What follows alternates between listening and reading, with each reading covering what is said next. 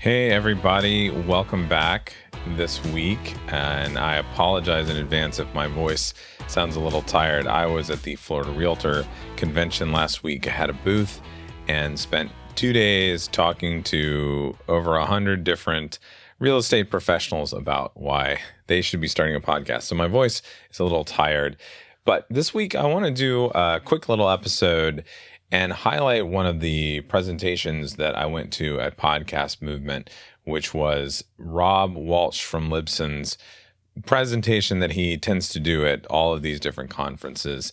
I think this year's title of his presentation was called Yes, That Marketing Advice for Your Podcast is BS. And I like Rob because he does not mince words. He keeps it real, and I really appreciate that about him. Rob, if you don't know him, is the VP of Podcaster Relations at Libsyn and has been podcasting for over a decade, so he knows what he's talking about.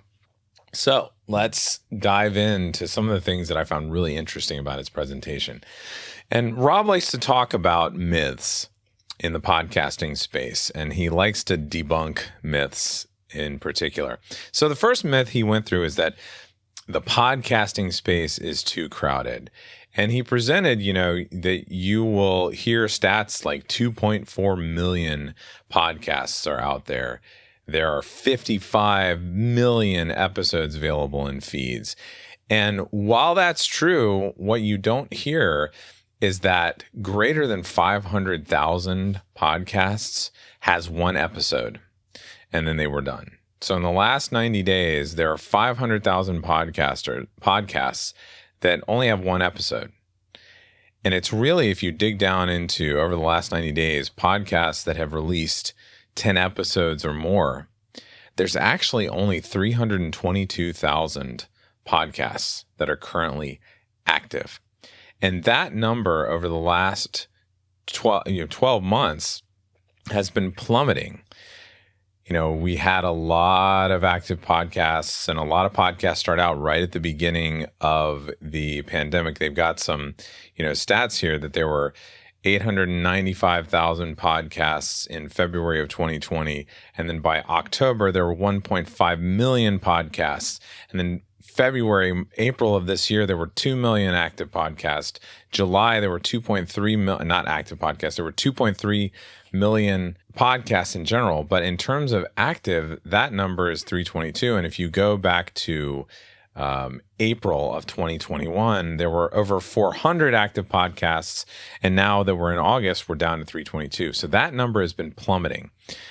Active podcasts are way down.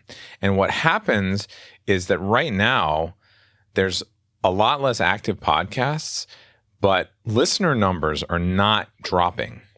So if you're a podcaster right now, you're thinking about getting started, this is the time to double down. This is the time to really go in hard because there's a lot less content available to all those podcast listeners out there. And this is one of those lulls. This is one of those troughs where you can really get noticed as a podcaster if you're releasing content consistently that people want to hear.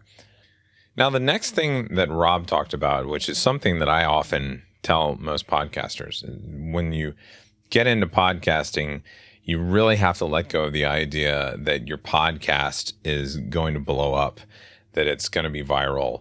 Podcasts do not go viral. In fact, there's a myth that podcasts, you're all going to get millions of downloads, or we're all going to get 1 billion downloads as podcasts get more and more popular. And the truth of that is that really there have only been 4 podcasts that have ever gotten 1 billion downloads. The first to do it was Joe Rogan's podcast, Joe Rogan Experience. Stuff You Should Know was the second. New York Times, The Daily was the third. And Dave Ramsey's podcast is the fourth. There's only been 4 podcasts that have ever gotten 1 billion downloads. And in terms of size, I often talk about Joe Rogan, and people hear about his podcast all the time. How big was Joe Rogan? Okay. How big was his podcast at its peak before he signed the exclusive agreement with Spotify? Joe Rogan, his podcast actually had more downloads than all of Gimlet Media. Okay. That is a huge podcast network that I believe is now also owned by Spotify. Joe Rogan, his podcast, all its downloads is actually bigger than all of the podcasts that use Buzzsprout as a media host. So that's huge. And the reason you can't necessarily always use Joe Rogan as an example is he got successful in ways that most podcasts don't. Okay. And he did a lot of things that most podcasters think is actually a mistake. So not until he signed with Spotify did Joe Rogan ever join a network. He didn't listen to the advice of radio professionals that said his episodes need to be short, like around 22 minutes. Most of his episodes are 2-3 hours long. He didn't ask or beg for ratings and reviews every episode. He didn't try to monetize it on day one. Okay. He didn't listen to the advice that you must release the same number of episodes each week on the same day and at the same time. This is why he's not a good example. Like, he does things differently than most people. His title doesn't even have keywords in it other than his name. You could consider that a keyword, but he could have kept his name just in the author field. He didn't go on, forum boards and spam people to listen to his show with messages. And he doesn't have a team of 10 writers. So really, when thinking about how to grow your podcast, you have to stop thinking about Joe Rogan as an example. You have to stop looking that way because he did it differently and he's the biggest podcaster ever. He's very unique in that realm. So let's talk about some more of the myths that Rob shared in this. One that I often talk about is that the ideal length of an episode is 22 minutes. We mentioned that earlier. And that's just not true. If you look over the last year in Apple's top 200 episodes, the average length of the episodes in that top 200 is over an hour. Now, that may be because of the pandemic, or I don't know, but even the median, so not even the average, the middle is right around an hour. And if you look and want a little more detail, greater than or equal to 40 minutes is close to 80% of all podcast episodes out there in that top 200. So if you're having people tell you, oh, you need to do a 10-minute episode, a 20-minute episode, a 30-minute episode, really, there are a lot more podcast episodes that are longer than that. And it's okay to go longer. Now, in the business space, busy professionals, the people that I talk to a lot, I don't recommend going close to an hour. 40 minutes is perfect, 45 minutes, because as you get later on in that episode, you're going to start to lose people. So especially don't put your most important things at the end of the episode, because you're going to have less people listening to it. Another interesting myth that Rob talked about is that, a lot of people are thinking video, and a lot of people are thinking video podcasts. They're the next big thing. Well, that's not true. Most podcasts are still audio. Actually, only 14 of the top 50 aggregator apps for podcasts even support video. So the majority of the ways that people are consuming a podcast does not even allow video. So, and if you want to know the number of the top 200 episodes in Apple Podcasts that were exclusively video over the last month, none. There were none that were exclusively video. So podcasts are primarily audio, and you should think of them that way. Now, that doesn't mean you can't do things like broadcast the recording of your podcast live. Like, that is a great way to start out your process of repurposing your content, because people can watch you. You can record video at the same time as the audio, and then you can split those things up and use them. That's not what I'm talking about here. I'm talking about people that are only doing video podcasts. It's just not, just doesn't make sense to do that only. The last really big myth that I want to talk about here is that, we hear a lot about Spotify now, and Spotify is coming on strong in the podcasting world. And yes, it is. And a lot of people are listening on Spotify. But Apple Podcasts is still the number one source for people consuming podcasts. Okay. There's a lot of Android people listening on Spotify, but Apple is still 56% of all podcast downloads. And if you include the other apps that pull from Apple, you are up in the 70% range in terms of people that pull from the Apple Podcast directory. So it is still number one. And so there are really some important things to know about the way Apple Podcast still works. Okay. This is one that I've talked about for a while, that the Apple Podcast search is still very important. And the most important thing in Apple's search engine is the title. That's how people are going to find you. The second most is the author field.